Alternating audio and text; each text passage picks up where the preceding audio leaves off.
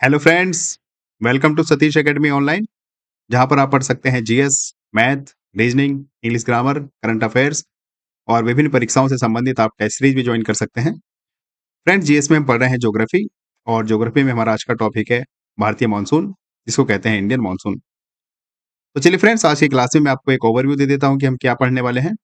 आज की क्लास में हम पढ़ेंगे कि भारतीय मानसून किसे कहते हैं, ये कब आता है, क्या इसके कारण है, कितने इसके प्रकार होते हैं, और फिर हम समझेंगे कि भारतीय मानसून के कारण हमारे देश के कौन-कौन से स्थान हैं, जहाँ पर बहुत अधिक वर्षा होती है, और हमारे देश के वो कौन से स्थान हैं जहाँ पर वर्षा होती ही नहीं है, बहुत कम होती है।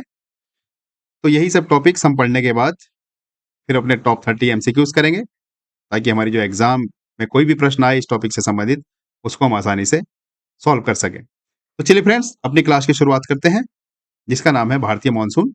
और शुरू करने से पहले मैं आपको कुछ जनरल सी जानकारी देना चाहता हूँ इस भारतीय मानसून को पढ़ाने से पहले। मैं आपको छोटी-सी जानकारी, हालाँकि बहुत काम की जानकारी है, वो हमारी भारत की अवस्थिति से संबंधित है। हालाँकि जब हमने अक्षांश और देशांतर पढ़े थे, तब मैंने आपको भारतीय अवस्थिति के बारे में समझाया था, लेकिन एक बार फिर से आपको एक ओवरव्यू दिखा देता हूँ, बता देता हूँ, करा देता हूँ, ताकि हम जो आज टॉपिक पढ़ने वाले हैं भारतीय मानसून, वो आपको अच्छे से समझ में आ जाए। तो फ्रेंड्स, याद करो, जब हमने देशांतर और अक्षांश पढ़े थे, तो मैंने आपको बताया था कि ये हमारे देश की अवस्थिति है। अगर हम उसको वर्ल्ड मैप पर देखेंगे, तो हमारा जो देश है, वो उत्तर-पूर्व दिशा में दिखाई देगा। और ये हमारे करते हैं, ये क्या मतलब हुआ इसका? हम ये क्यों कर रहे हैं?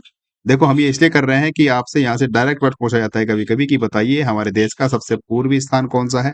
सबसे पश्चिमी स्थान कौन-सा है? सबसे उत्तरी स्थान कौन-सा है? सबसे दक्षिणतम स्थान कौन-सा है हमारे देश का?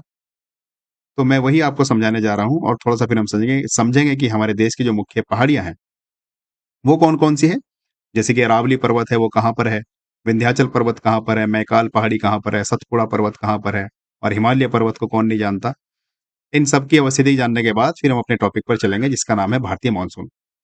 तो फ्रेंड्स, याद करो, मैंने आपके सामने ये 2 देशांतर खींचे हैं। मैं एक बार फिर से आपको बता देता हूँ कि हमारा जो देश है, अगर आप उसको विश्व मानचित्र पर देखेंगे, तो हमारा देश उत्तर-पूर्व दिशा में दिखाई देगा। और ये हमारे देश की सबसे पश्चिमतम देशांतर मैंने खींचा, जो है 68 डिग्री 7 मिनट पर। ये हमारे देश का सबसे पश्चिम देशांतर है, 68 डिग्री 7 मिनट। और अगर सबसे पूर्वी देशांतर की बात करें हमारे देश की, तो ये रहा आपके सामने 97 डिग्री 25 मिनट। आप सोच रहे होंगे मैं ये क्यों बता रहा हूँ? देखो, मैं आपको ये इसलिए बता रहा हूँ क्योंकि यहाँ से हमें पता चलता है कि हमारे देश का सबसे पश्चिम स्थान कौन-सा है और हमारे देश का सबसे पूर्वी स्थान कौन-सा है। जैसे कि आप जानते हैं कि ये जो राज्य है इधर, ये गुजरात है। यहाँ पर मैं राज्य का नाम लिख देता हूँ, गुजरात। इस गुजरात में एक जगह है, ये जो यहाँ पर ये पॉइंट है, इस जगह का नाम है सर क्रीक। सर क्रीक, या इसी को हम कहते हैं मोहार मोती। मोहार मोती। तो ये हमारे देश का सबसे पश्चिम स्थान है, सर क्रीक या मोहार मोती, जो कि गुजरात में है। आपसे डायरेक्ट कभी-कभी प्रश्न पूछा जाएगा कि हमारे देश का सबसे पश्चिमी स्थान कौन-सा है? तो वो है सर क्रीक। इसी को कहते हैं मोहार मोती, जो कि 68 डिग्री 7 मिनट पूर्वी देशांतर पर है। पूर्वी देशांतर क्यों आया? है तो हमारे देश की पश्चिम दिशा में, लेकिन पूर्वी देशांतर इसलिए आया, मैंने आपको बताया था। मैं आपको एक बार फिर से बता देता हूँ। सपोज़ ये 0 डिग्री अक्षांश है इधर, ये 0 डिग्री अक्षांश है, और सॉरी, ये 0 डिग्री देशांतर है, मैंने जो ऊपर खींचा है ये, और ये 0 डिग्री अक्षांश है। तो हमारे भारत की अवस्थिति आपको कहीं पर यहाँ को इस दिशा में देखने को मिलेगी, उत्तर-पूर्व दिशा में। तो ये हमारे भारत का पश्चिमी बिंदु है, लेकिन अगर हम देशांतर की बात करेंगे, तो ये पूर्वी देशांतर हुआ ना, ये 68 डिग्री। भाई 0 डिग्री से इधर जाएँगे तो 68 डिग्री भी इधर आएगा, और ये जो 97.25 डिग्री ये भी इधर आएगा, तो ये पूर्वी देशांतर है कि नहीं है? वर्ल्ड मैप जब हम देखेंगे उसकी हम बात कर रहे हैं, कन्फ्यूज़ मत हो जाना। हमारे देश का सबसे पश्चिमतम बिंदु सरक्रीक, इसी को कहते हैं मोहार मोती, और ये गुजरात में है, जो कि 68 डिग्री 7 मिनट पूर्वी देशांतर पर है। उसी प्रकार यहाँ पर आपको ये जो सबसे हमारा इधर पूर्वी राज्य है, एक राज्य यहाँ पर देखने को मिलेगा, जिसका नाम है अरुणाचल प्रदेश। यहाँ पर हमारा राज्य है ये अरुणाचल प्रदेश। मैं यहाँ पर इसका नाम लिख देता हूँ शॉर्ट में, एपी। हालाँकि एपी आंध्र प्रदेश भी होता है। आप यहाँ समझ जाना, ये आंध्र प्रदेश की बात नहीं कर रहे हैं हम, ये बात कर रहे हैं अरुणाचल प्रदेश की। इस अरुणाचल प्रदेश में ये एक बिंदु है सबसे पूर्व दिशा में, जिसका नाम है वलांगू। इस बिंदु का नाम है वलांगू, जो हमारे देश का सबसे पूर्वी स्थान है, वलांगू। इस वलांगू को कीबीथू भी कहते हैं, कीबीथू। तो देखो आपके यहाँ से 2 प्रश्न बनकर तैयार हैं, 2 प्रश्नों के उत्तर तैयार हैं, प्रश्न नहीं उत्तर तैयार हैं। पहला प्रश्न बनेगा कि हमारे देश का सबसे पश्चिमतम बिंदु कौन-सा है या सबसे पश्चिमतम स्थान कौन-सा है? तो वो है सरक्रीक। इसी सरक्रीक को बोलते हैं मोहार मोती, जो कि गुजरात में है, 68 डिग्री 7 मिनट पर है, पूर्वी देशांतर पर है। दूसरा प्रश्न आपसे बनेगा कि हमारे देश का सबसे पूर्वी स्थान कौन-सा है? तो वो है वलांगू, इसी को कहते हैं किबीथू, और ये वलांगू कहाँ पर है? अरुणाचल प्रदेश में, और ये है 97 डिग्री 25 मिनट पर, पूर्वी देशांतर पर। तो ये तो हमने की देशांतर की बात, हमारे देश का सबसे पश्चिम बिंदु हमने जाना, सबसे पूर्वी बिंदु जाना। अब हम बात करते हैं हमारे देश का सबसे उत्तरी स्थान कौन-सा होगा? तो देखो अगर मैं एक अक्षांश हमारे देश का यहाँ पर खींचता हूँ, ये हमारे देश का एक अक्षांश है, उत्तरी अक्षांश, और उसी प्रकार हमारे देश का दूसरा अक्षांश है यहाँ पर दक्षिणी अक्षांश। अभी हम भू क्षेत्र की बात कर रहे हैं। अब अगर हम और नीचे जाएँगे तो हमारे देश की जो समुद्री सीमा है वो भी मिलेगी। अभी फिलहाल हम भू क्षेत्र की बात कर रहे हैं, हम उसमें भी जाएँगे, समुद्री सीमा में भी। तो देखो ये जो मैंने सबसे उत्तर में एक अक्षांश खींचा है, जो कि हमारे देश का एक अक्षांश है, कोई बताएगा इस अक्षांश का कितने डिग्री का, मतलब कितने डिग्री का अक्षांश है ये? ये है 37 डिग्री 6 मिनट अक्षांश, उत्तरी अक्षांश। तो यहाँ पर एक जगह है जिसका नाम है लद्दाख, इधर सबसे पॉइंट में आपको एक जगह मिलेगी लद्दाख, ये सबसे ऊपर। इस लद्दाख में सबसे उत्तर का एक स्थान है जिसका नाम है, उसको हम कहते हैं, क्या कहते हैं? उसको हम कह देते हैं इंदिरा कौल, इंदिरा कौल। तो ये इंदिरा कौल हमारे देश का सबसे उत्तरी स्थान है, सबसे उत्तरी बिंदु है, जो कि 37 डिग्री 6 मिनट उत्तरी अक्षांश पर है। उसी प्रकार हमारे देश का एक और अक्षांश यहाँ देखने को मिलेगा, जिसका नाम है, ये जो हमने अक्षांश खींचा ये वाला, ये अक्षांश है 8 डिग्री 4 मिनट। इस 8 डिग्री 4 मिनट पर ये जो हमारा यहाँ पर सबसे इधर दक्षिण वाला बिंदु मिलेगा आपको, इसका नाम है कन्याकुमारी या कुमारी अंतरीप की इसको कहते हैं। कहाँ लिखना चाहिए मुझे इसको? चलिए मैं इधर लिख देता हूँ ऊपर की साइड में, आप समझ जाना इसको। ये सबसे दक्षिण वाला स्थान हमारे देश का है जिसका नाम है कन्याकुमारी, और इसी कन्याकुमारी को कहते हैं कुमारी अंतरीप। तो देखो यहाँ से आपके 5 प्रश्न बनकर तैयार हैं और बहुत ही मुख्य प्रश्न है। आपसे परीक्षा में डायरेक्ट प्रश्न पूछा जाता है कि बताइए हमारे देश का सबसे उत्तरी स्थान कौन-सा है? तो आप कहिएगा इंदिरा कौल। आपसे पूछे कितनी डिग्री पर है? तो बता दीजिएगा 37 डिग्री 6 मिनट पर उत्तरी अक्षांश पर है इंदिरा कौल, जो कि लद्दाख में है। और भू क्षेत्र की हम बात कर रहे हैं, सबसे दक्षिण स्थान हमारे देश का कन्याकुमारी, जिसको कुमारी द्वीप भी बोलते हैं, कुमारी अंतरीप, जो कि 8 डिग्री 4 मिनट उत्तरी अक्षांश पर है। और अगर बात करें सबसे पश्चिमी बिंदु की, जो कि ये रहा आपके सामने, जो कि गुजरात में है, जिसको कहते हैं सरक्रीक या मोहार मोती, जो 68 डिग्री 7 मिनट पूर्वी देशांतर पर है। उसी प्रकार ये हमारे देश का सबसे पूर्वी स्थान, सबसे पूर्वी बिंदु, जिसका नाम है वलांगू या किबीथू, जो कि अरुणाचल प्रदेश में है। इस एपी का मतलब अरुणाचल प्रदेश, और यह है 97 डिग्री 25 मिनट पूर्वी देशांतर पर। तो ये हमने बात की हमारे देश के जो भू क्षेत्र हैं उसकी। आप थोड़ा-सा कन्फ्यूज हो सकते हैं, सबसे दक्षिणतम अगर आपसे स्थान पूछा जाए, तो अगर भू क्षेत्र की बात होगी तो ये कन्याकुमारी है, जिसको बोलते हैं कुमारी अंतरीप। लेकिन याद करो हमारे देश का यहाँ नीचे समुद्री सीमा भी मिलती है। थोड़ा-सा अगर मैं इसको नीचे करना चाहूँ, 1 सेकंड।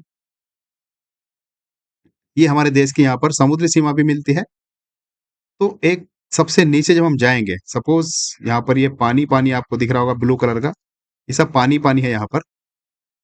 तो एक और अक्षांश गुजरता है हमारे देश में जिसका नाम है 6 डिग्री 4 मिनट उत्तरी अक्षांश। आप जानते हैं कि यहाँ पर कुछ द्वीप समूह हैं, यहाँ पर देखने को मिलेंगे हमारे देश के। द्वीप समूह कहाँ पर मुझे बनाने चाहिए? ये जो श्रीलंका है इसके आस-पास थोड़ा-सा और इससे भी नीचे आप कह सकते हैं। तो यहाँ पर आपको हमारे देश के कुछ द्वीप समूह देखने को मिलेंगे, इस टाइप के। तो ये जो द्वीप समूह है, सबसे अंतिम वाला जो द्वीप समूह होगा दक्षिण दिशा में हमारे देश का, उसके हम पॉइंट की बात करते हैं कि वो कितने डिग्री अक्षांश पर होगा, तो वो होगा 6 डिग्री 4 मिनट उत्तरी अक्षांश पर। और ये जो सबसे अंतिम पॉइंट है ये, इस पॉइंट का नाम है ग्रेट निकोबार। ग्रेट निकोबार, और इस ग्रेट निकोबार में एक स्थान है जिसका नाम है पिग्मेलियन पॉइंट, या इसी को बोलते हैं इंदिरा पॉइंट, सबसे दक्षिणतम स्थान। पिग्मेलियन पॉइंट या इंदिरा पॉइंट, बस यही आपको याद रखनी है। ये सबसे दक्षिणतम बिंदु हमारे देश का है, जो कि ग्रेट निकोबार में है। और इस सबसे दक्षिणतम बिंदु का अगर मैं नाम लिखना चाहूँ तो वो हो जाएगा पिग्मेलियन पॉइंट। पिग्मेलियन पॉइंट, या इसी को हम कहते हैं इंदिरा पॉइंट। चलो मैं पूरा लिख देता हूँ, पिग्मेलियन पॉइंट, या इसी को कहते हैं इंदिरा पॉइंट। तो बताइए फ्रेंड्स, क्या समझे आप? ये बातें बहुत ज़रूरी थी बतानी, मैंने इसलिए आपको बताया। कभी-कभी आपसे प्रश्न पूछ लिया जाता है कि हमारे देश का सबसे दक्षिणतम बिंदु, अगर पृथ्वी की बात करेंगे, भू क्षेत्र की, सॉरी पृथ्वी की नहीं, भू क्षेत्र की बात करेंगे, तो हमारे देश का सबसे दक्षिण बिंदु, सबसे दक्षिणी स्थान कन्याकुमारी है, जिसको कुमारी अंतरीप भी कहते हैं, जो कि 8 डिग्री 4 मिनट पर है, उत्तरी अक्षांश। लेकिन जो समुद्री सीमा भी हमारे देश की मिलती है, सबसे सबसे दक्षिण में जो बिंदु हमारे देश का है, पानी में, ग्रेट निकोबार में, उसका नाम है पिग्मेलियन पॉइंट, इसी को बोलते हैं इंदिरा पॉइंट। तो चलिए, ये मैंने आपको थोड़ी-सी अवस्थिति बता दी लगे हाथ, क्योंकि हम पढ़ रहे हैं हमारे भारत का मानसून, तो हम अब कुछ और मुख्य चीज़ों को समझने जा रहे हैं। देखो, फिर से आपके सामने भारत का मैप, मैंने ब्लैंक मैप निकाल के रखे हैं। मैं आपको ये बताना चाहता हूँ कि हमारे देश में कौन-कौन सी मुख्य पहाड़ियाँ हैं और कहाँ-कहाँ से वो निकलती हैं। तो देखो, इन पहाड़ियों के कारण ही हमारे देश में मानसून बनता है। तो एक पहाड़ी आपको यहाँ पर देखने को मिलेगी। ये कौन-सी पहाड़ी है, क्या इसका नाम है, अभी मैं बात करूँगा। इसको थोड़ा-सा मुझे मिटाना पड़ेगा। हम ये समझने जा रहे हैं कि हमारे देश में मुख्य पहाड़ या पहाड़ी या पर्वत कहाँ-कहाँ आपको देखने को मिलेंगे। तो एक पहाड़ या पहाड़ी आपको यहाँ पर देखने को मिलेगी, इस जगह। कहाँ से बनाना चाहिए मुझे? चलो यहाँ से बना देता हूँ। ये हमारे देश का एक पहाड़ आपको देखने को मिलेगा, जिसका नाम है अरावली पर्वत, जो कि राजस्थान से होते हुए हरियाणा, दिल्ली तक आता है। अभी मैं इसका नामकरण बाद में करूँगा। और दूसरा पहाड़ आपको यहाँ पर देखने को मिलेगा, इसको कौन नहीं जानता बताइए? ये मैं पहाड़ बना रहा हूँ, आप समझ जाना। ये हमारा हिमालय पर्वत है, और ये हिमालय पर्वत, इसको कौन नहीं जानता ये बताइए? ये ऐसे आपको यहाँ पर फैला हुआ मिलाई देगा, नेपाल से होते हुए निकल कर जाएगा। ये पूरा हमारा हिमालय पर्वत है। एक पहाड़ी और आपको देखने को मिलेगी, जो कि आपका ये सर क्रीक है, इसके यहाँ से थोड़ा-सा ऊपर देखने को मिलेगी, यहाँ से शुरुआत होगी। ये एक पहाड़ी है, और एक पहाड़ी और आपको यहाँ पर नीचे की ओर देखने को मिलेगी हमारे देश में। एक और पहाड़ी आपको यहाँ पर देखने को मिलेगी, इस टाइप की वाली। तो ये हमारे देश की मुख्य पहाड़ियाँ मैंने आपको बनाई। और भी अगर हम नीचे पश्चिमी घाट की बात करेंगे, तो हमारे देश की मुख्य पहाड़ी यहाँ से आपको देखने को मिलेगी। चलिए लगे हाथ मैं आपको बता ही देता हूँ, क्योंकि हम भारतीय जब मानसून पढ़ेंगे, तो इन पहाड़ियों पे कहाँ पर वृष्टि छाया क्षेत्र बनेगा, कहाँ पर घनघोर वर्षा होगी, हमें ये समझने में आसानी होगी। तो ये मैंने कुछ पहाड़ियाँ बनाई। देखो, अगर मैं इनका अब नाम लिखना चाहूँ आपके सामने, चलो थोड़ा-सा मेघालय की पहाड़ी भी समझ लेते हैं। एक हमारा देश आपको देखने को मिलेगा जिसका नाम है मेघालय। वहाँ पर आपको 3 पहाड़ी देखने को मिलेंगी, और वो 3 पहाड़ियाँ अगर आपको देखो समझने में समस्या है, तो देखो, ये हमारा देश का मैंने मैप ले रखा है, वो ये रहा इधर। देखो, मैंने बताया था अभी आपको, ये सबसे उत्तर में, सबसे पूर्व में ये अरुणाचल प्रदेश है, और सबसे पश्चिम में इधर ये गुजरात है, और इधर देखो ये लद्दाख आपको यहाँ पर देखने को मिलेगा, और ये इधर नीचे कन्याकुमारी देखने को मिलेगा। बताइए, ये बात किसको नहीं समझ में आई? अगर मैं इसको और थोड़ा-सा बड़ा करके दिखाना चाहूँ, तो शायद आप अच्छे से समझ पाओ। देखो, अब देखो ध्यान से। ये सबसे पश्चिम वाला स्थान हमारे देश का है, गुजरात, जिसको हमने कहा सर क्रीक। और ये सबसे पूर्वी स्थान हमारे देश में है, अरुणाचल प्रदेश में, जिसका नाम है वलांगू। और फिर सबसे उत्तर में इंदिरा कौल, और सबसे दक्षिण में, जिसका नाम हमने रखा कन्याकुमारी। तो अभी मैं आपको ये बताना चाह रहा था कि जो मुख्य पहाड़ियाँ हमारे देश की हैं, वो कहाँ-कहाँ पर हैं। मैं वो आपको बताना चाह रहा था। तो देखो, यहाँ पर एक राज्य आपको दिखाई दे रहा होगा, जिसका नाम है मेघालय, और वो मेघालय आपको यहाँ पर नज़र आ रहा है। देखो, ये रहा ये मेघालय। इस मेघालय में 3 पहाड़ियाँ हैं। कौन-कौन सी पहाड़ियाँ, मैं वही आपको मैं समझाना चाह रहा था। तो चलते हैं अपने उसी ब्लैंक वाले पेज पर। तो देखो, 3 पहाड़ियाँ, मैं इसको थोड़ा-सा छोटा कर लेता हूँ, ताकि आपको समझने में समस्या ना हो। हाँ, तो मैं आपको बता रहा था कि एक राज्य आपको मिलेगा जहाँ पर 3 पहाड़ियाँ देखने को मिलेगी, और वो 3 पहाड़ियाँ आपको लगातार यहाँ पर देखने को मिलेगी। 1, 2 और 3। चलिए इनका नामकरण कर लेते हैं, ये कौन-कौन सी पहाड़ी मैंने आपके सामने लिखी है।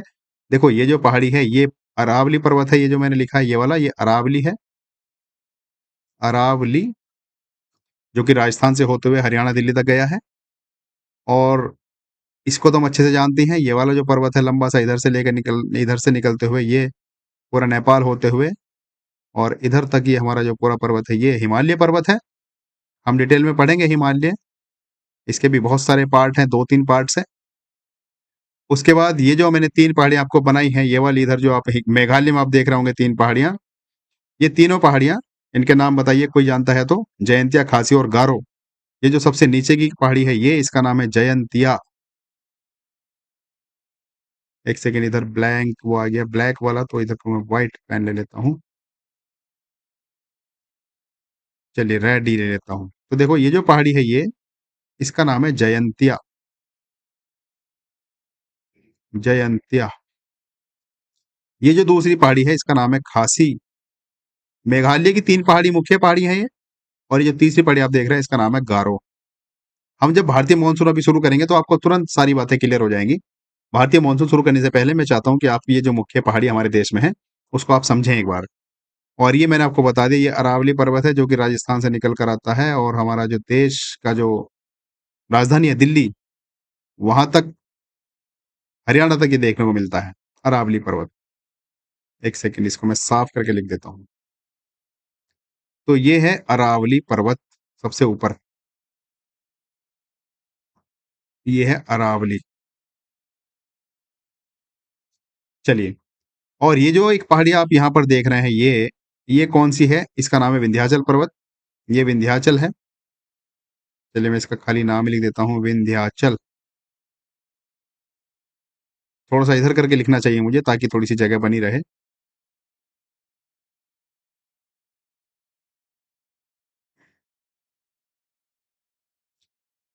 तो ये विंध्याचल है।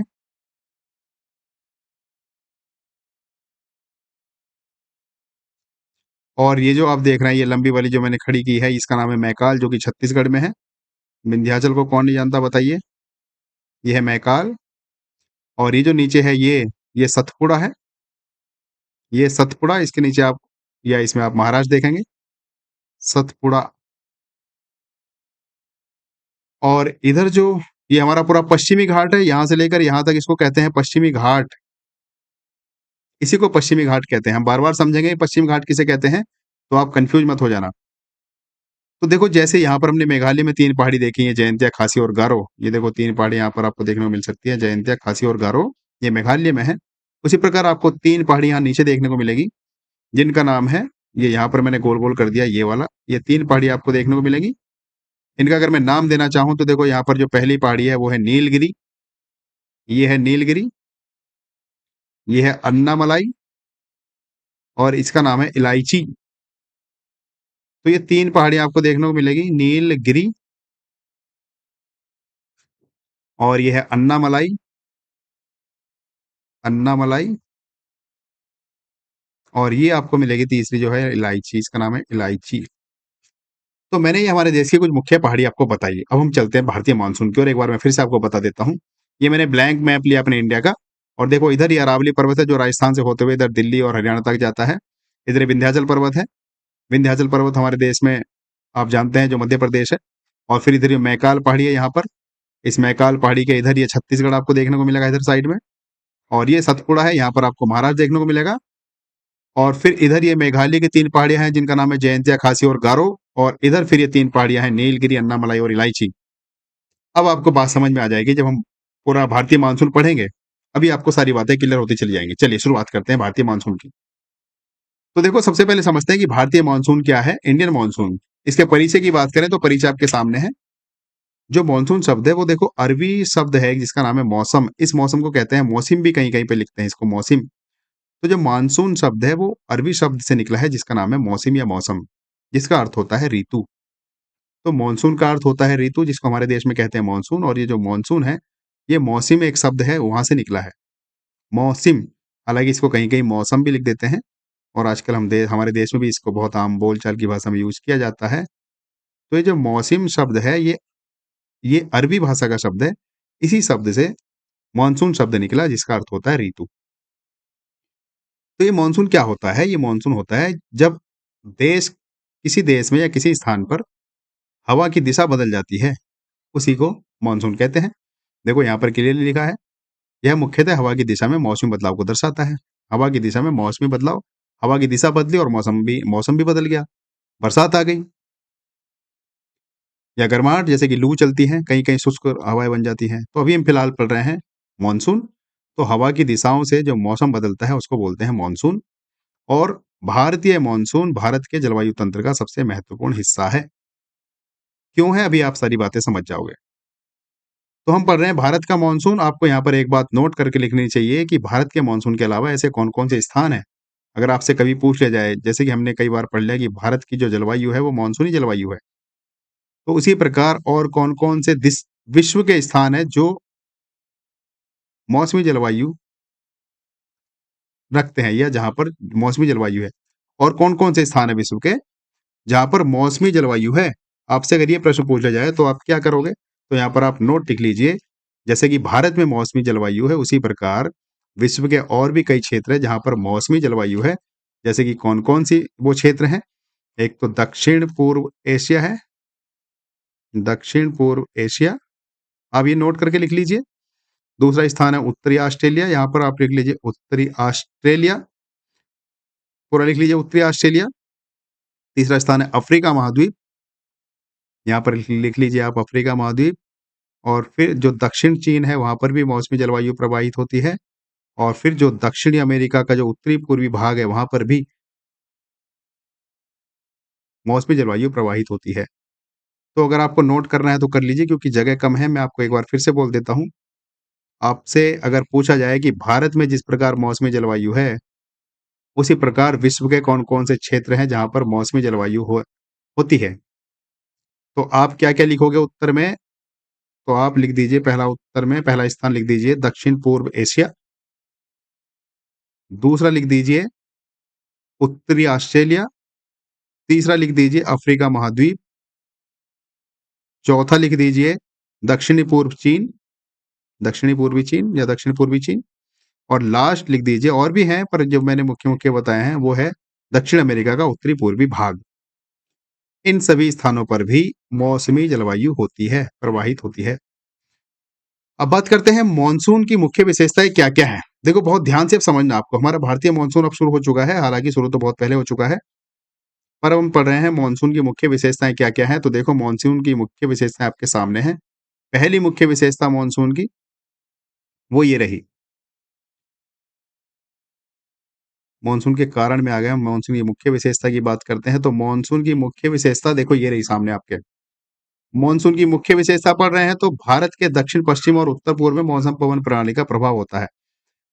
अगर आपको देश की जो हमारी जो दिशाएं हैं उसमें कंफ्यूजन है, तो एक बार आप देख लीजिए दक्षिण पश्चिम और उत्तर पूर्व। कहाँ गया हमारा मैप? देखो ये रहा। दूसरे मैप पे चलते हैं। दक्षिण पश्चिम और उत्तर पूर्व, ब्लैंक पेज, हाँ ये रहा। देखो दक्षिण पश्चिम, इधर से कुछ हवाएं आती है हमारे देश में, इधर से, यहाँ से ऐसे, इसको बोलते हैं दक्षिण पश्चिम। और उत्तरी भाग इधर है, उत्तरी पूर्व से इधर से कुछ हवाएं हमारे देश में आती हैं। ये दो तरह के मानसून हैं हमारे देश में, इन दोनों दिशाओं से मानसून प्रवेश करता है। इस वाले मानसून को बोलते हैं दक्षिण पश्चिम, और ये जो इधर से आता है इसको बोलते हैं उत्तर पूर्व। तो ये हमारे देश का जो मानसून है उसकी विशेषताएं हम पढ़ रहे हैं। हमारे देश का जो दक्षिण पश्चिम और उत्तर पूर्व मौसम प्रणाली है, उसके कारण जो हमारे देश का मौसम है वो प्रभावित होता है। और वर्षा का अधिकतर हिस्सा मानसून से ही आता है। कभी आपसे प्रश्न पूछा जाए कि हमारे देश में अधिकतर वर्षा किस कारण होती है, तो वो होती है मानसून। अधिकतर जो वर्षा हमारे देश में होती है मानसून के कारण होती है। और मानसून बनता क्यों है? आप एक बात में एक ही लाइन में जवाब दे दीजिएगा कि तापमान और दाब में जो अंतर होता है उसके कारण जो पवनें हैं उनकी दिशा बदल जाती है। हमने कई बार पढ़ लिया है कि जो वायु है वो उच्च दाब से निम्न वायु दाब की ओर क्षेत्र जो संचलन होगी वायु का, तो ताप और दाब के कारण पवनों की दिशा बदलती है, जिसके कारण जो मौसमी पवनें हैं वो बहने लगती हैं या उनकी दिशाएं परिवर्तित हो जाती है। अब बात करते हैं मानसून आने के क्या कारण हैं। देखो कारण आपके सामने मुख्य मुख्य ये रहे। पहला कारण तो यही रहा कि जो मानसून का जो आने का पहला कारण है वो है समुद्रों के बीच का तापमान और उनका अंतर। भाई समुद्रों पर हाई प्रेशर बना हुआ है और जो धरती है वहां पर लो प्रेशर बना हुआ है, तो जो पवन है वो हाई प्रेशर से लो प्रेशर की ओर जाएगी। पहला कारण तो ये है। दूसरा कारण तिब्बत का पठार, देखो ये तिब्बत लिखा गया है, इसको तिब्बत कह देना आप, तिब्बत का पठार। क्या कारण है अभी हम समझेंगे, वो गर्म हो जाता है, जिसके कारण वहां पर भी लो प्रेशर बन जाता है। और तीसरे कारण की बात करें, तीसरा कारण हमारे सामने है आईटीसीजेड, जिसको हम कहते हैं डोलड्रम। ये डोलड्रम उत्तर दिशा में खिसकने लगता है। हमने पढ़ा था जो हमारा डोलड्रम है, अगर मैं आपको बताना चाहूं, हमने ये सारी बातें पढ़ ली हैं, अब मुझे ज्यादा आसानी होती है आपको समझाने में। देखो हमने डोलड्रम पढ़ा था, ये हमारी पृथ्वी का एकदम बीचों बीच का स्थान है, इसको कहते हैं डोलड्रम।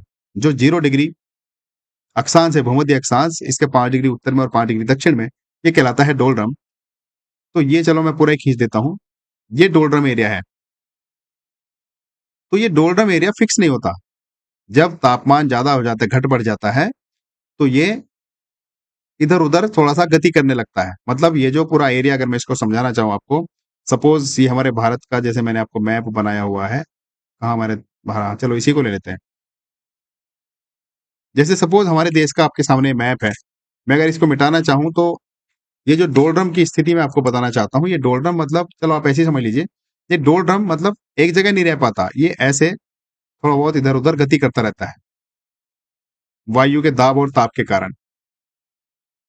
तो ये जो हमने कारण लिखा वो यहीं पर इसलिए लिखा कि जो आईटीसीजेड है, जिसको बोलते हैं इंटर ट्रॉपिकल कन्वर्जेंस जोन, जिसको डोलड्रम कहते हैं, ये उत्तर दिशा में खिसकने लगता है।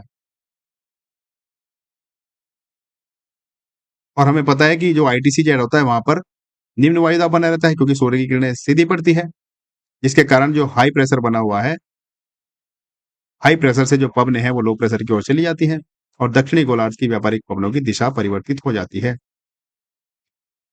तो ये हमने पढ़ा कारण। अब बात करते हैं मानसून का आगमन और वापसी। तो देखो आगमन कब आएगा, सामान्यतः 1 जून को माना जाता है। जो भारत में जो मानसून प्रवेश करता है वो केरल में करता है और 1 जून को करता है, और धीरे धीरे उत्तर की ओर बढ़ता है। हम अभी सारी बातें डिटेल में पढ़ेंगे। और वापसी बात करें, भारत में जो मानसून वापस होता है वो सितंबर के अंत में वापस होना शुरू हो जाता है भारत से, और अक्टूबर तक पूरे देश से मानसून वापस चला जाता है। मानसून के प्रकार की बात करें तो हमारे देश में मुख्यतः 2 प्रकार के मानसून होते हैं। कौन कौन से होते हैं? पहला मानसून है दक्षिण पश्चिम मानसून, जो जून से सितंबर तक सक्रिय रहता है, और इसकी 2 शाखाएं होती हैं। जो दक्षिण पश्चिम मानसून होता है, जो सबसे पहले केरल पर प्रवेश करता है, ये जून से सितंबर तक सक्रिय रहता है, और इसकी 2 शाखाएं होती हैं। कौन कौन सी 2 शाखाएं होती हैं, बस उनको समझते हैं। देखो पहली शाखा आपको मिलेगी अरेबियन सी सागर, जिसको बोलते हैं अरब सी सागर। तो इस ये जो अरेबियन सी शाखा है, अरब सागर की जो शाखा है, वहां वहां से केरल, कर्नाटक, गोवा, महाराष्ट्र होते हुए उत्तर पश्चिम तक जाती है। और दूसरी जो शाखा है वो बंगाल की खाड़ी की शाखा है। बंगाल की खाड़ी से होते हुए जो मानसून आता है वो बंगाल में, असम, मेघालय, बिहार, यूपी, उत्तराखंड आदि तक क्षेत्रों में वर्षा करता है। तो हमने पढ़ा हमारे देश में 2 तरह के मानसून है। पहला मानसून है दक्षिण पश्चिम मानसून। उस दक्षिण पश्चिम मानसून की 2 शाखाएं हैं। पहली शाखा है अरेबियन सी शाखा, और दूसरी शाखा है बंगाल की खाड़ी की शाखा। जो अरबियन अरेबियन सी शाखा है, सी मतलब समुद्र, तो इस अरेबियन सी शाखा से केरल, कर्नाटक, गोवा, महाराष्ट्र होते हुए उत्तर पश्चिम तक जो मानसूनी पवने हैं वो चला जाता है, जो मानसून है। और बंगाल की खाड़ी की जो शाखा है, वहां से मानसून बंगाल होते हुए असम, मेघालय, बिहार, यूपी, उत्तराखंड आदि क्षेत्रों में वर्षा कराता है। उसी प्रकार हम बात करें उत्तर पूर्व मानसून की, तो देखो ये उत्तर पूर्वी मानसून अक्टूबर से दिसंबर तक सक्रिय रहता है। जैसे कि हमने जाना हमारे देश में 2 तरह के मानसून है, एक दक्षिण पश्चिम मानसून, दूसरा उत्तर पूर्व मानसून। तो ये जो उत्तर पूर्व मानसून है, ये अक्टूबर से दिसंबर तक हमारे देश में सक्रिय रहता है, और मुख्यतः तमिलनाडु, आंध्र प्रदेश, पांडुचेरी, केरल आदि के कुछ भागों में वर्षा करता है। आई होप कि आप समझ रहे होंगे। चलिए थोड़ा सा मैप की ओर चलते हैं, मैप में और थोड़ा सा अच्छे से बात समझ जाएंगे। देखो दक्षिण पश्चिम मानसून की बात करें तो दक्षिण पश्चिम मानसून इधर से होते हुए जाता है, ऐसे आता है वो। और सबसे पहले हमारा एक इधर राज्य देखने को मिलेगा जिसका नाम है केरल, यहाँ पर प्रवेश करता है 1 जून को। तो इस केरल में जब हमारा मानसून 1 जून को प्रवेश कर जाता है, उसके बाद फिर ये धीरे धीरे धीरे धीरे ऐसे बढ़ना शुरू हो जाता है। तो ये हमारा दक्षिण पश्चिम मानसून है। उसी प्रकार जो बंगाल जो दूसरा हमारा मानसून है, इधर से जो आता है वो उत्तर पूर्व दिशा से, ये मानसून ऐसे आते हुए, और देखो यहाँ पर मैंने आपको बताया था नीचे जो हमारा पश्चिमी घाट है, यहाँ पर कुछ पहाड़ियाँ हैं, मैंने उनके नाम बताए थे, ये रहा आपके सामने। जो नीलगिरी, अन्नामलाई जो पहाड़ियाँ हैं, जो मानसून उत्तर-पूर्व दिशा से आ रहा है, वो यहाँ इन पहाड़ियों से टकराती हैं, उन वो पवनें, और इनको ये पहाड़ियाँ रोक लेती हैं। नीलगिरी, अन्नामलाई और जो इलायची पहाड़ियाँ हैं, इन पहाड़ियों से जो पवनें हैं, वो टकरा कर यहीं रुक जाती हैं और यहाँ पर घनघोर वर्षा होती है, उत्तर-पूर्वी मानसून से। हम अभी डिटेल में पढ़ेंगे, टेंशन ना लीजिए। चलिए आगे बढ़ते हैं। अब देखो मैंने आगे आपको यही लिखा है। अभी तो मैंने आपको बस थोड़ा-सा शॉर्ट में बताया है कि हमारे देश के 2 मानसून हैं। पहला दक्षिण-पश्चिम मानसून, दूसरा उत्तर-पूर्वी मानसून। अब बात करते हैं दक्षिण-पश्चिम मानसून की, इसको थोड़ा-सा डिटेल में समझते हैं। हमारे देश का पहले प्रकार का मानसून दक्षिण-पश्चिम मानसून। देखो इसके परिचय की बात करें तो परिचय बहुत सामान्य सा है, हमने अब समझ भी लिया है कि दक्षिण-पश्चिम मानसून भारत के मौसमी पवन तंत्र का सबसे महत्वपूर्ण हिस्सा है। और इसकी बात करें समय की तो ये जून से सितंबर तक सक्रिय रहता है। आपसे यहीं से प्रश्न बनता है, जो दक्षिण-पश्चिम मानसून है उसकी जो समय रेखा है, समय सीमा है वो क्या है? तो जून से सितंबर तक है। आगे बढ़ते हैं। आगे बढ़ने के बाद हम देख रहे हैं कि जो भारत में होने वाली कुल वार्षिक वर्षा का लगभग, कितना अच्छा फैक्ट्स आपके लिए है, हमारे देश में जितनी भी टोटल वर्षा होती है, उस वर्षा का 75 से 80% हिस्सा या 75 से 80% बारिश दक्षिण-पश्चिम मानसून के कारण ही होती है। 75 से 80% बारिश दक्षिण-पश्चिम मानसून के कारण होती है। बात करें कौन-कौन से कारक हैं जो दक्षिण-पश्चिम मानसून पर प्रभाव डालते हैं या जिसके कारण ये दक्षिण-पश्चिम मानसून आता है, तो देखो आपके सामने है एल नीनो या ला नीना। ये क्या है? अगली क्लास हमारी होगी समुद्री धाराएँ। समुद्री धाराओं की ये कुछ धारा है जिसको एल नीनो और ला नीना कहते हैं। इसको हम पढ़ेंगे बहुत ध्यान से अगली क्लास में। अभी हम फिलहाल पढ़ रहे हैं कि कौन-कौन से कारक हैं जो दक्षिण-पश्चिम मानसून पर प्रभाव डालते हैं, तो उनमें एक है एल नीनो या ला नीना, और दूसरा है महासागरीय धाराएँ, अगला टॉपिक हमारा यही है, और तीसरा है हिमालय और पश्चिमी घाट की स्थिति। हिमालय और पश्चिमी घाट, क्योंकि हिमालय से टकराकर कुछ वायु रुक जाती है, और पश्चिमी घाट मैंने आपको समझाया कहाँ से कहाँ तक है।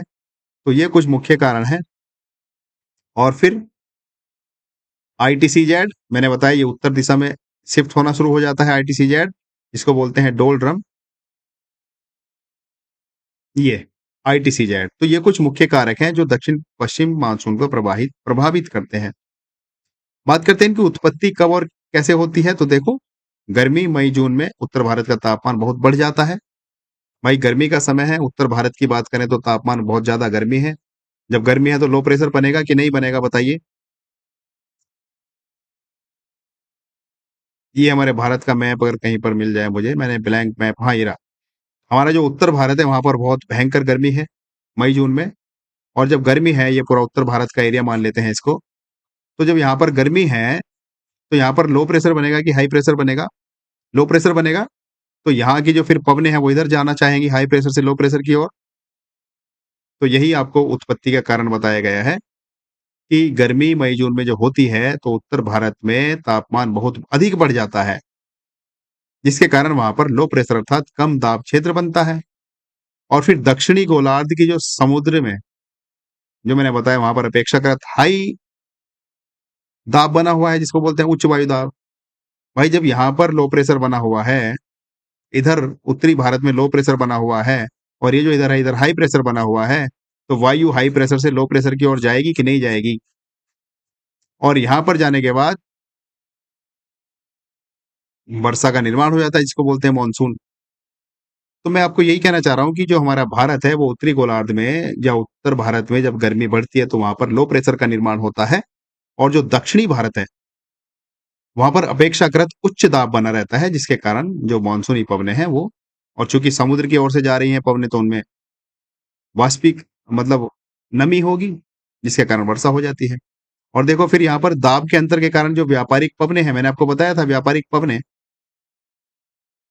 कहाँ होती है? 30 डिग्री उत्तरी अक्षांश और 30 डिग्री दक्षिणी जो अक्षांश है उसके मध्य होती हैं। तो व्यापारिक पवनें भी उत्तर की ओर खिसकना शुरू कर देती हैं।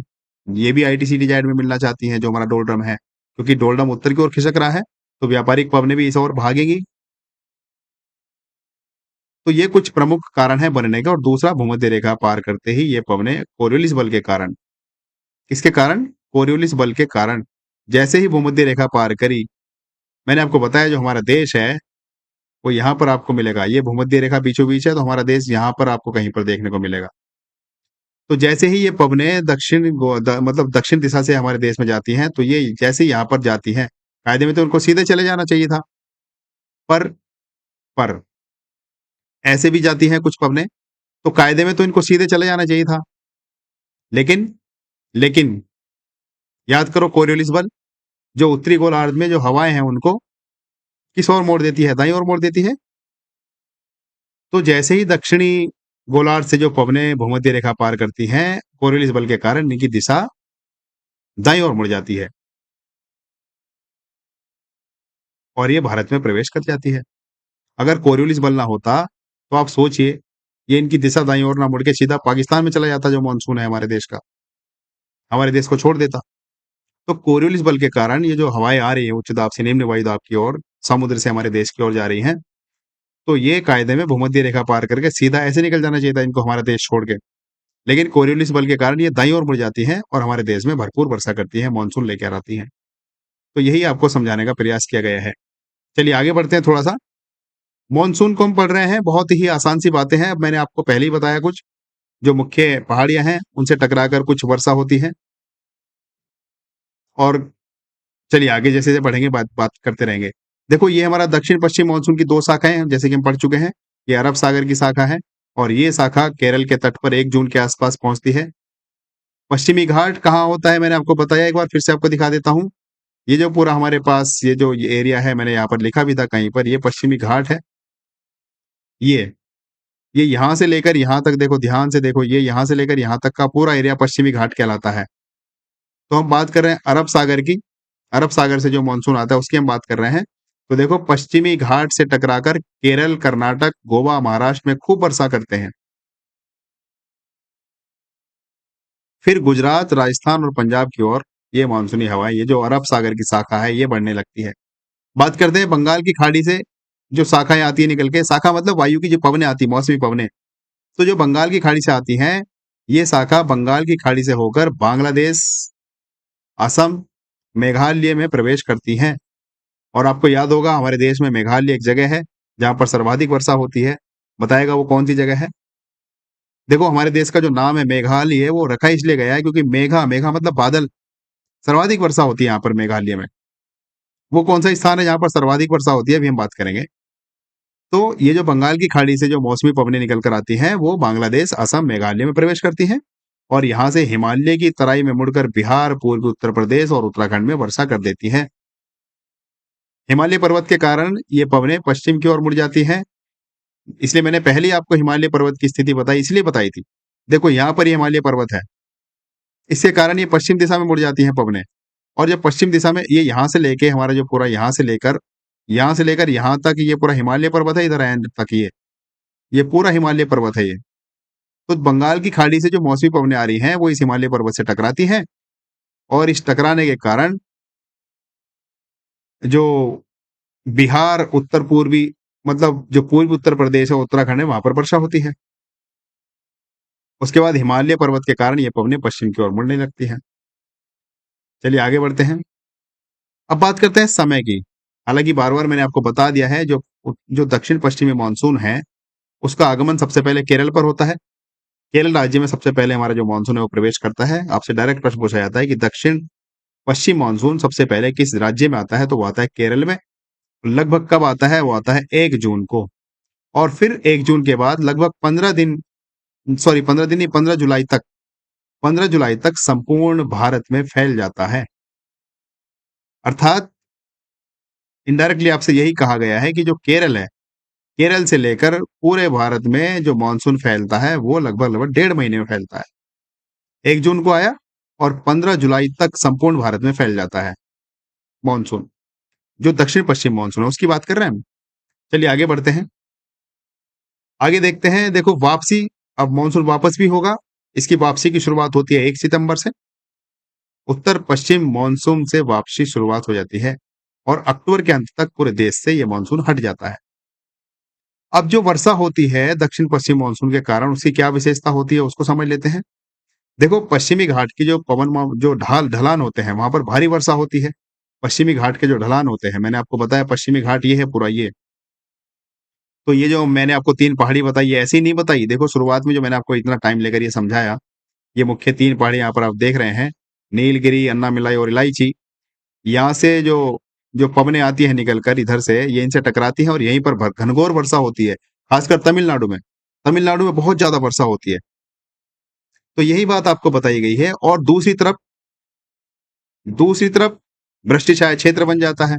देखो ये कह रहा आपसे कि पश्चिमी घाट की जो पवनाभिमुख ढलान है, वहां पर भारी वर्षा होती है, विशेषकर तमिलनाडु में।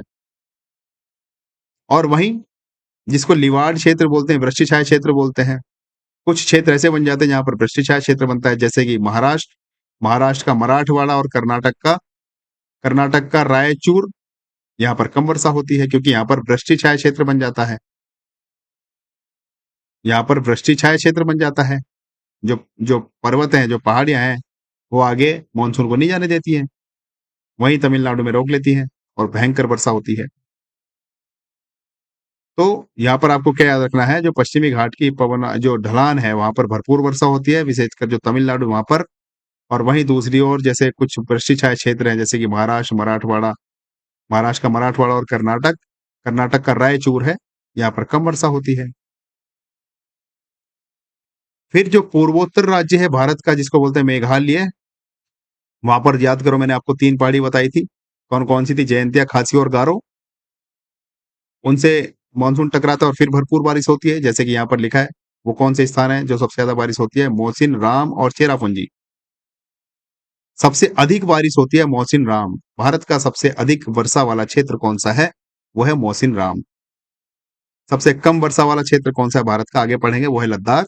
हालांकि जो राजस्थान के कुछ जिले जैसे कि जैसलमेर है, थार मरुस्थल है, वहां पर भी कम वर्षा होती है। पर अभी हम बात कर रहे हैं सबसे अधिक की, तो सबसे अधिक वर्षा होती है मेघालय में एक जगह जिसका नाम है मोहसिन राम। पश्चिमी राजस्थान और लद्दाख में सबसे कम वर्षा, देखो यहाँ पर आई गया है वो बात। सबसे कम वर्षा पश्चिमी राजस्थान और लद्दाख में होती है। सबसे कम लद्दाख में होती है, सबसे कम लद्दाख में। अगर आपसे पूछा जाए कभी सबसे कम कहाँ होती है, तो लद्दाख में। और सबसे अधिक कहाँ होती है, तो वो होती है मोहसिन राम में। ये सर्वाधिक वर्षा होती है मोहसिन राम और सबसे कम होती है लद्दाख। चलिए आगे बढ़ते हैं। अब देखो इसका भारतीय जीवन पर क्या प्रभाव पड़ता है। तो देखो हम अच्छे से जानते हैं कि हमारा देश जो है वो कृषि प्रधान देश है।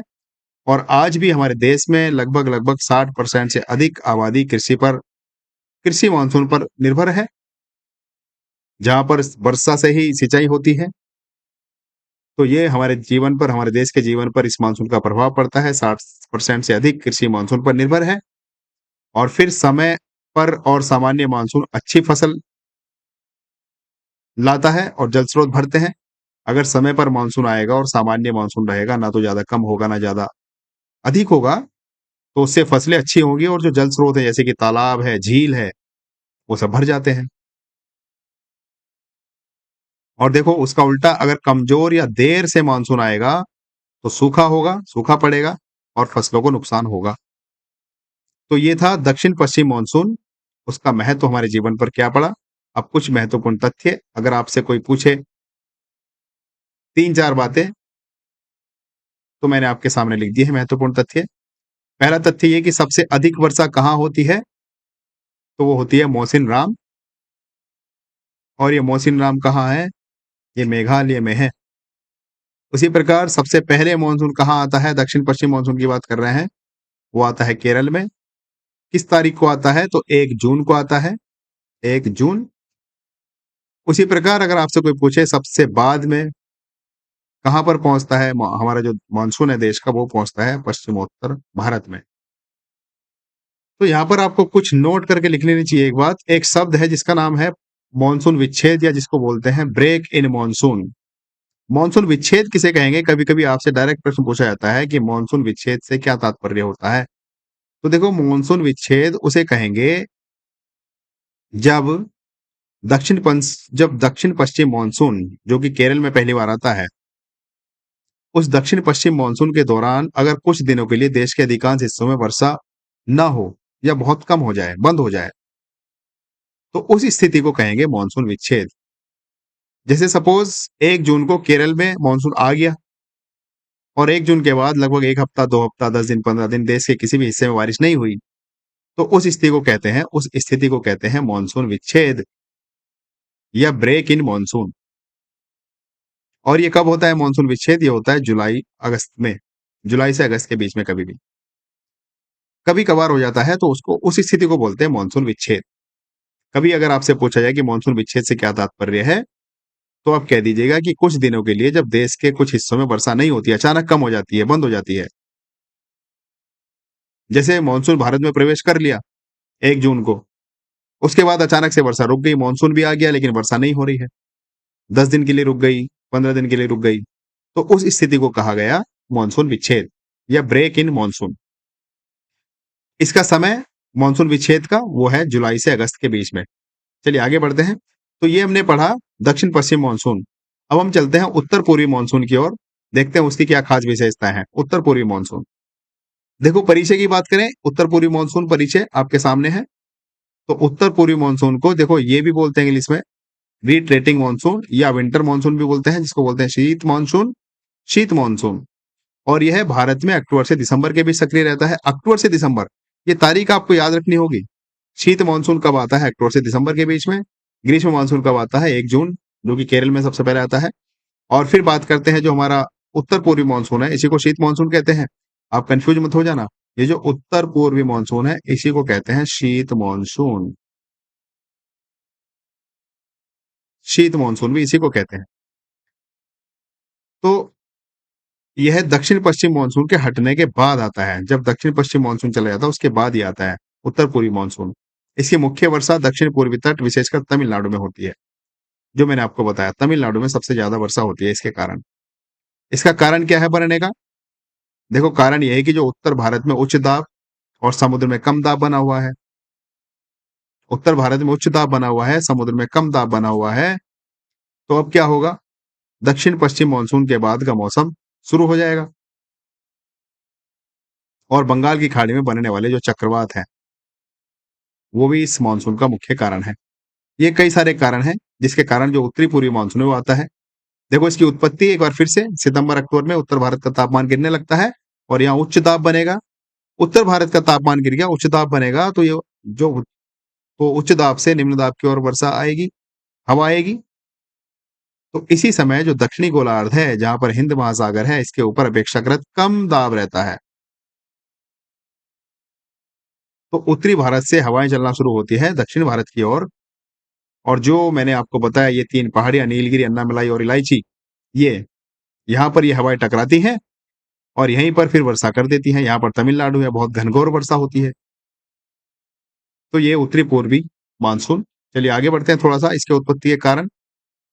देखो परिणाम स्वरूप भूमि से समुद्र की ओर बहने लगती है और बंगाल की खाड़ी में नमी लेकर ये पवनें तमिलनाडु आंध्र प्रदेश तक पर वर्षा करती हैं। देखो इसके नामकरण की बात करें तो इसका नाम क्यों पड़ा उत्तर पूर्व दिशा, मतलब उत्तरी पूर्वी मानसून क्यों कहते हैं इसको? तो इसलिए कहते हैं क्योंकि उत्तर पूर्व दिशा से बहती हैं जो हवाएं हैं, वो उत्तर पूर्व दिशा से इसकी हवाएं बहती हैं, इसलिए इसका नाम रखा उत्तरी पूर्वी मानसून। और जो ये प्राय हवाएं जो है वहां से जो चलना शुरू होती है उत्तरी भारत से, वो शुष्क होती है। उत्तरी भारत से जब हवाएं चलती है तो शुष्क होती है, लेकिन बंगाल की खाड़ी जब पार करती हैं तो इनमें नमी, ये हवाएं नमी धारण कर लेती हैं। और फिर आगे चल के जो मैंने बताया आपको 3 पहाड़ियां जो हैं पश्चिमी घाट के नीचे, ये पश्चिमी घाट पूरा है। तो ये जो 3 पहाड़ियां नीलगिरी, अन्नामलाई और इलायची, यहाँ से ये हवाएं टकराती हैं इन पहाड़ियों से और फिर बस यहीं पर वर्षा हो जाती है तमिलनाडु में। चलिए आगे बात करते हैं समय की। देखो इसका जो समय है सितंबर के अंत से अक्टूबर की शुरुआत तक इसका समय माना गया है और इसको पश्चिमी मानसून लौटने के बाद कहा जाता है। मुख्य समय अक्टूबर, नवंबर और दिसंबर के शुरुआती सप्ताह, ये इसका मुख्य समय है। चलिए आगे बढ़ते हैं, थोड़ा सा और मुख्य बातें देखते हैं। देखो वर्षा की विशेषताएं, जो उत्तर पूर्वी मानसून है उसकी वर्षा की क्या मुख्य विशेषताएं वो समझ लेते हैं। तो देखो जो उत्तर पूर्वी मानसून है इसकी वर्षा की विशेषताओं की बात करें तो इसकी वर्षा की विशेषता आपके सामने है। यह मानसून मुख्यतः दक्षिण पूर्वी तट, मुख्यतः जैसे कि तमिलनाडु, पौंडीचेरी, आंध्र प्रदेश के दक्षिणी जिलों में वर्षा करता है। जो उत्तर पूर्वी मानसून है वो दक्षिण पूर्वी तटों पर वर्षा करता है, मुख्यतः तमिलनाडु में, पौंडुचेरी में और आंध्र प्रदेश में। उसके बाद बंगाल की खाड़ी में जो चक्रवात बनते हैं जो इस समय तटीय क्षेत्रों में भारी वर्षा करते हैं। और जैसे मैंने आपको बताया कि जब उत्तर भारत से ये हवाएं चलती हैं तो सूखी होती हैं, लेकिन बंगाल की खाड़ी में आते आते नमी धारण कर लेती हैं, यही बात यहाँ पर लिखी है। और फिर यहाँ पर देखो चेन्नई, नागपट्टिनम कडलूर जैसे शहरों की अधिकतर वर्षा यहीं से होती है, उत्तरी पूर्वी मानसून से। इन सभी शहरों में भी वर्षा होती है उत्तरी पूर्वी मानसून से। बात करते हैं उत्तरी पूर्वी मानसून के महत्व की, तो देखो महत्व ये है कि जो तमिलनाडु की कृषि है, जैसे कि खासकर रबी का सीजन है, रबी की फसल में कौन-कौन सी खेती आती है, कौन-कौन से वो आती है फसलें ज़रा बताइए? रबी की फसल में मुख्य गेहूँ, तो यहाँ पर कहा गया है जो उत्तरी पूर्वी मानसून है उसके महत्व की बात करते हैं, तो जो तमिलनाडु की कृषि है उसमें खासकर जो रबी की फसल है, उसमें वर्षा का बेहद महत्वपूर्ण रोल है। फिर बात करते हैं जल स्रोत, जैसे कि झील, टैंक इसी समय भरते हैं और दक्षिणी पूर्वी तट की लगभग 50 से 60% वर्षा इसी मानसून से आती है। कौन से मानसून से? उत्तरी पूर्वी मानसून से। तो ये महत्व है कुछ उत्तरी पूर्वी मानसून का। आगे बढ़ते हैं, कुछ मुख्य फैक्ट देखते हैं। फैक्ट आपके सामने ये रहे कि तमिलनाडु की लगभग 50% या 60% वर्षा इसी मानसून से आती है, उत्तरी पूर्वी मानसून से। और इस समय जो बंगाल की खाड़ी है, वहाँ पर चक्रवात बनते रहते हैं और यह मानसून भारत के दक्षिणी पूर्वी तट का जीवन रेखा भी कहलाता है। दक्षिणी पूर्वी तट का जीवन रेखा भी कहलाता है, जो उत्तरी पूर्वी मानसून है वो। दक्षिणी पूर्वी तट में कौन-कौन आते हैं? तमिलनाडु, आंध्र प्रदेश वगैरह। देखो मैं आपको अगर भारत का मैप दिखाना चाहूँ तो दक्षिणी तट की अगर हम बात करें, 1 सेकंड, कहाँ गया हमारे भारत का मैप? ये रहा। इसको थोड़ा-सा मैं इरेज़ कर देता हूँ। तो ये जो उत्तर पूर्वी मानसून है, ये कहा गया आपसे कि इसको जो दक्षिणी तट के जो राज्य हैं, उसको जीवन रेखा कहा जाता है। दक्षिणी भारत के राज्य की जीवन रेखा है उत्तर पूर्वी मानसून।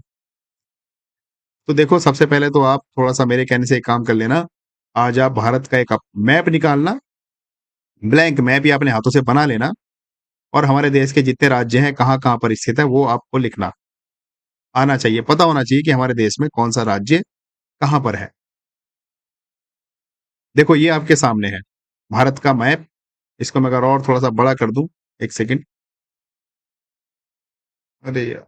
थोड़ा-सा सिस्टम, हाँ, अगर इसको मैं थोड़ा-सा और बड़ा कर दूँ, तो चलिए।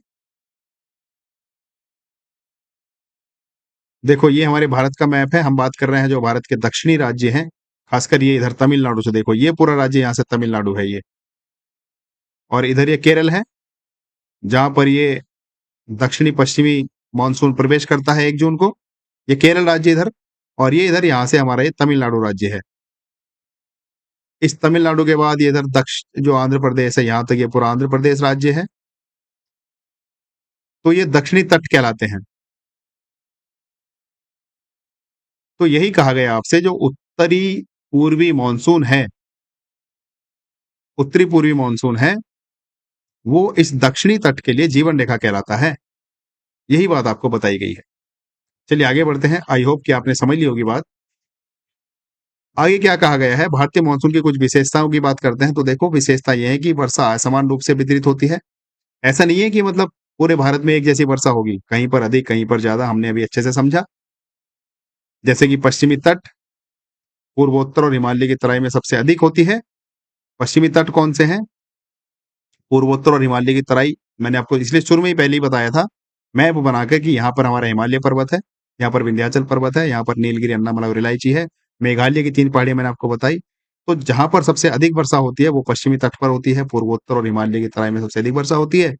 और वहीं राजस्थान में जैसलमेर हो गया, थार मरुस्थल हो गया यहाँ पर और लद्दाख में और फिर गुजरात के कुछ हिस्से हैं, यहाँ पर वर्षाएँ बहुत कम होती हैं। सबसे कम अगर आपसे पूछा जाएगा सबसे कम कहाँ होती है? तो सबसे कम होती है लद्दाख में। लद्दाख में सबसे कम वर्षा होती है और सबसे अधिक मौसिनराम में होती है। चलिए आगे बढ़ते हैं। हालाँकि ये बात मैंने आपको बता दी, भारतीय कृषि पर महत्व इसका 60% से अधिक कृषि मानसून पर निर्भर है और अगर समय पर आ जाता है मानसून तो अच्छी फसल होती है और अगर देर से आता है तो सूखा भी ले आता है या फसलों को नुकसान भी हो जाता है। तो ये कुछ महत्व भारतीय मानसून के मैंने आपको समझाए। अब मानसून को प्रभावित करने वाले कारक ये भी मैंने आपको बता दिया है, इसको हम कल की क्लास में पढ़ेंगे। एल नीनो, ला लीना, महासागरीय धाराएँ, हिमालय और पश्चिमी घाट की पर्वत श्रृंखलाएँ। फिर आईटीसीजेड जिसको बोलते हैं डोलड्रम, मैंने आपको बताया कि ये उत्तर दिशा में थोड़ा-सा शिफ्ट होने लगता है डोलड्रम, ये भी एक प्रमुख कारण है भारतीय मानसून का। आगे चलते हैं, मानसून से जुड़ी महत्वपूर्ण बातें, देखो एक बार फिर से क्योंकि आपके एग्ज़ाम में पूछे जाते हैं, सबसे अधिक वर्षा कहाँ होती है? वो होती है मौसिनराम में, मेघालय में। सबसे कम वर्षा कहाँ होती है? लद्दाख में। और मानसून की भविष्यवाणी भारत का मौसम विभाग करता है, जिसका शॉर्ट में नाम है आईएमडी। तो फ्रेंड्स ये था हमारा भारतीय मॉनसून। आशा करता हूँ कि आपको यहाँ पर कुछ समझ में आई होगी बातें। अब हम चलते हैं अपने टॉप 30 एमसीक्यूज की ओर। देखो पहला प्रश्न आपके सामने ये है कि भारत में दक्षिण-पश्चिम मॉनसून सबसे पहले कहाँ पहुँचता है? फ्रेंड्स मैं आपसे ये कहना चाहता हूँ कि शायद क्लास की टाइम जो है वो अधिक हो चुका है। तो मैं आपको ये प्रश्न एक बार दिखा देता हूँ, आप स्टॉप कर के इनको अच्छे से समझ लेना, देख लेना और फिर अपने उत्तर लगाने की कोशिश करना। देखो ये क्वेश्चन नंबर 2 आपके सामने है और ये क्वेश्चन नंबर 3 इसका उत्तर आप चेक करना क्या होगा और फिर ये क्वेश्चन नंबर 4 आपके सामने है। क्वेश्चन नंबर 4 के बाद ये 5 आपके सामने है, क्योंकि मुझे लगता है आपकी क्लास लंबी हो गई है। फिर क्वेश्चन नंबर 6 और 7 आपका निकल चुका है। क्वेश्चन नंबर 8 ये रहा आपके सामने। देखो सबसे अच्छी बात है अगर आप चाहते हैं मैं आपको पूरी पीडीएफ दे दूँ तो हमारा एक टेलीग्राम ग्रुप है, सबसे अच्छा तो ये रहेगा। वो टेलीग्राम ग्रुप आप हमारा जॉइन कीजिए जिसका नाम है सतीश अकेडमी ऑनलाइन। उस ग्रुप में मैं इस पूरी पीडीएफ को डाल दूँगा विद आंसर की। पूरे उत्तर की भी उत्तरमाला भी डाल दूँगा, तो आपको ये प्रश्न करने में आसानी रहेगी। तो चलिए फ्रेंड्स, फिर मिलता हूँ नई क्लास में और जाने से पहले आपसे रिक्वेस्ट करता हूँ कि प्लीज़ हमारे चैनल को सब्सक्राइब करें। तब तक के लिए बाय-बाय, टेक केयर। चलिए थोड़ा-सा सिस्टम भी हैंग हो जाता है कभी-कभी।